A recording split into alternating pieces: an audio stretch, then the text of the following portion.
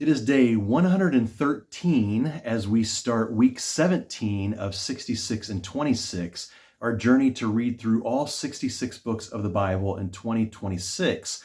We're back in the book of Exodus. Last week, you might remember that we saw the actual moment when the Israelites left Egypt, and some people from Egypt also left the land of slavery along with the Israelites and joined up with this band of people who came out from under Pharaoh's thumb.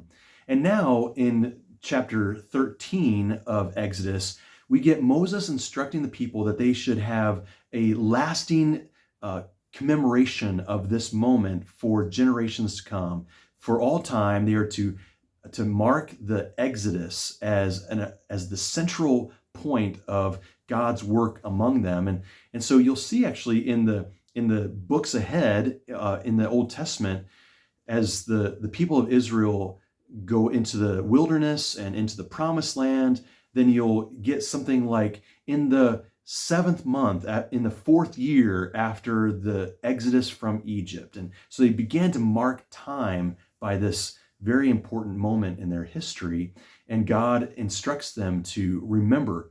Well, that became the Passover celebration, where they eat unleavened bread because it reminds them of how quickly they had to leave Egypt. And the Passover meal is that moment in the New Testament when Jesus was with his disciples and instituted the Lord's Supper, and when he was crucified. That all happened during the Passover celebration. And so we recognize in Jesus there's a new Passover. Well, the other things that happen here in the chapters of Exodus, chapter 14 tells us about the crossing of the Red Sea, where God opened up the waters and the people would walk across on dry ground before the forces of the Egyptians come chasing after them. And then God closes up the Red Sea so that the Egyptian army is drowned and destroyed. And then a hymn of celebration. Moses leads the people in singing a song of celebration because of all that God has done in rescuing them from the hand of Pharaoh.